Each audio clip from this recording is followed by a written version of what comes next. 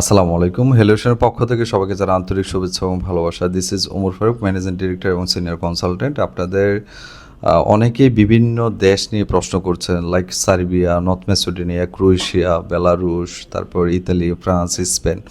তো ইউরোপের জন্য যারা আসলে যাবেন আপনারা, তো আজকের ভিডিওটা সম্পূর্ণ র্যান্ডম ভিডিও হবে যে প্রত্যেকটা দেশ ধরে ধরে ছোট ছোট বিষয়ে আপনাদেরকে ইনফরমেশন দেব। তো যারা যে দেশ নিয়ে আবেদন করছেন আপনারা সম্পূর্ণ ভিডিওটি দেখলে আপনারা আপনাদের প্রশ্ন হয়তো উত্তর পেয়ে যাবেন। অনেকেই বিভিন্ন জায়গা থেকে আপনারা সার্বিয়া নিয়ে প্রশ্ন করেছেন যে সার্বিয়ার বর্তমান অবস্থা।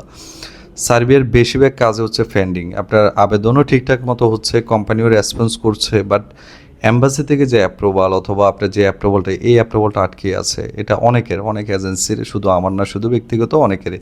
আবার অনেকে কিছু অ্যাপ্রুভাল পেয়েছে, স্ট্যাম্পিং হয়েছে, আবার ফ্লাইটও হয়েছে, ইভেন এখনও আপনার অ্যাপ্রুভাল পাচ্ছে। সেটা হচ্ছে একেবারে সীমিত আকারে, দেখা যায় কোনো মাসে অ্যাপ্রুভালটা বেশি দিচ্ছে, কোনো মাসে হচ্ছে আপনার অ্যাপ্রুভালটা খুবই কম দিচ্ছে। তবে কাজ চলমান আছে, সার্বিয়ার আপনার যে কাজ চলমান সেটা রয়েছে। তো সার্বিয়া সামনে আসলে কতটুকু আপনার ওদের কাজ খুবই স্পিডে চলবে বা কতটুকু আপনার ইমিগ্রেশনের ব্যাপারে ওদের যে নিয়মগুলো আছে সেই নিয়মগুলো কতটুকু কি পরিবর্তন করছে, আপনারা গত 25 সাল থেকে 26 সাল থেকে কিন্তু আপনারা দেখতে পাচ্ছেন ওদের সার্ভার থেকে ডকুমেন্টেশন অনেক কিন্তু আপডেট নিয়ে আসছে। তো এই আপডেটগুলো যে নিয়ে আসছে, তো এই আপডেটের জন্য দেখা যায় অনেক কাজ দেখা যায় স্লো হয়ে যাচ্ছিল। তো এটা হচ্ছে সার্বিয়ার বর্তমান নিউজ, বেশিরভাগ কাজে পেন্ডিং, তবে অনেকের আবার রেজাল্ট আসতেছে। নর্থ মেসিডোনিয়ার যদি কথা বলি, নর্থ মেসিডোনিয়ার ভিসা স্ট্যাম্পিং হচ্ছে, বাট নর্থ মেসিডোনিয়ার সবচেয়ে প্রসেসিংটা অনেক কঠিন। আপনার প্রত্যেকটা ধাপে ধাপে আপনার পেমেন্ট খরচ হয়।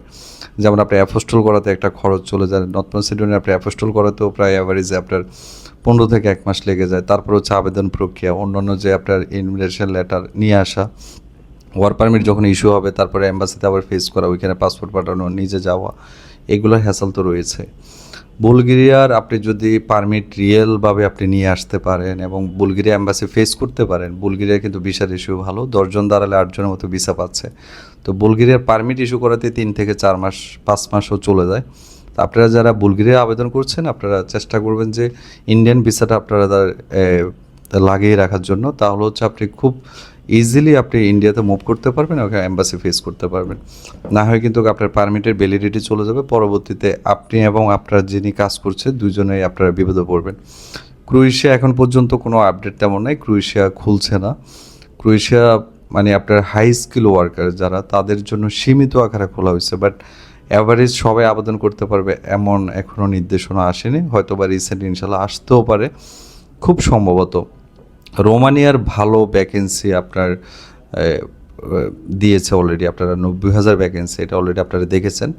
তো রোমানিয়ার যদি সামনে যদি আপনার কনসুলেট টিম আসে, রোমানিয়া অবশ্যই শ্রমবাজার ভালো যাবে, এটা সবাই জানে নিঃসন্দেহে। এবং 90,000 লোক কিন্তু দীর্ঘ আপনার 3 বছর বা 2.5 বছর লাগবে কিন্তু এই টোটাল আপনার কোঠা ফিল আপ করতে করতে।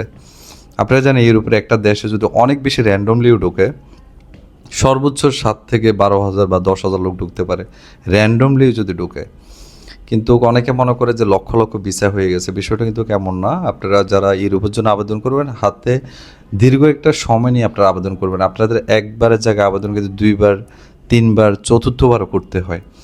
তো এটা প্রত্যেকের জন্য একটা চাপ সৃষ্টি হয়ে যায়। যখন আপনি প্রথমবার আবেদন করার পরে আপনি যখন ফাইলটা ক্যান্সেলেশন করবেন, ওইখানে ভালো একটা অর্থ আপনার নষ্ট হয়ে যায়, এটা প্রত্যেকের জায়গায়। এটা যদি আপনার সৌদি আরব, দুবাই লাইক অন্যান্য দেশে হতো, তাহলে দেখা যায় এগুলোতেও কিন্তু আপনার খরচ হয়ে যায়। তাই নর্মাল আপনি দেখা যায় একটা বর্তমানে সৌদি আরবের জন্য যারা আবেদন করবেন, আপনাদের পাসপোর্ট মানে পুলিশ ক্লিয়ারেন্স থেকে শুরু করে এখানে আপনার মেডিকেল থেকে শুরু করে একটা ভালো একটা, আপনি যদি না যান আবেদন করলে কিন্তু মোটামুটি একটা ভালো টাকার অঙ্ক আপনার শেষ হয়ে যায়। তো যেহেতু ইউরোপ নিয়ে কথা বলছি, আপনাদের ভিজিটের জন্য আপনি সব দেশে আবেদন করতে পারবেন যদি আপনার ডকুমেন্টেশন ঠিক থাকে। তবে বেশিরভাগ ট্রাই করবেন আপনারা ফ্রান্সের জন্য, অথবা আপনার আইসল্যান্ডের জন্য, অথবা আপনার আরও 2-1টা দেশ আছে যেগুলোতে ভিসা রেশিও ভালো যায়। মানে ভিজিটে যদি আপনার ডকুমেন্টেশন ঠিক থাকে, আপনি ওইগুলোতে আপনি আবেদন করবেন।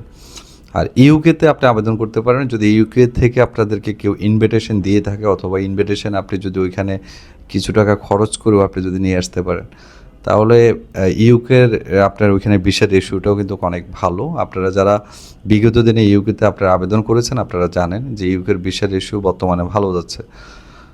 আর হচ্ছে পর্তুগালে বর্তমানে আপনারা যারা ইনভিটেশন মানে হচ্ছে আপনার ওয়ার্ক পারমিট আপনারা ইস্যু করাচ্ছেন, ইন্ডিয়াতে ফেস করতে পারছেন, তাদের তো ভিসা হচ্ছে আপনারা দেখতেছেন। তবে আপনার ওদের ভিসার ইস্যুটা ভালো, কিন্তু আপনার ইনভিটেশন লেটার খরচটা অনেক বেশি, আপনার 20 থেকে 24 লাখ টাকা পর্যন্ত কস্টিং নিয়ে যাচ্ছে অনেকে। রিয়েলভাবে পাওয়াটাও একটু টাফ হয়ে যাচ্ছে, যেহেতু আপনার একটা দেশে ইউরোপের এখন বর্তমানে সেনজেন কান্ট্রি যেটা হচ্ছে আপনার সার্বিয়ার, এটা মানে আপনার পর্তুগালটাই ওপেন আছে যেটা হচ্ছে সেনজেনের মধ্যে, আর বাকিগুলো তো বর্তমানে বাংলাদেশিদের জন্য অনেক বেশি রেস্ট্রিকশন দিয়ে রাখছে।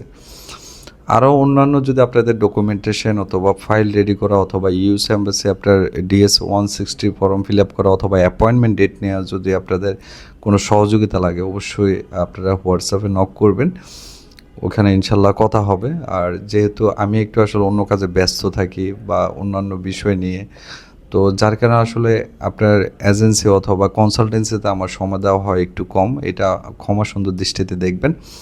আর প্রত্যেকের সাথে যোগাযোগ হবে, যত কাজে পেন্ডিং আছে ইনশাল্লাহ এই কাজগুলো আস্তে আস্তে করে কাভারেজ করব। আমার জন্য দোয়া করবেন, আপনাদের সাথে যেন আমি থাকতে পারি, আপনাদেরকে তথ্য দিয়ে থাকতে পারি, আপনাদেরকে যেন সহযোগিতা করতে পারি। আমার জন্য দোয়া করবেন, আমার ফ্যামিলির জন্য দোয়া করবেন। সবার প্রতি শুভকামনা, সবার যাত্রা সহযোগ। আসসালামু আলাইকুম।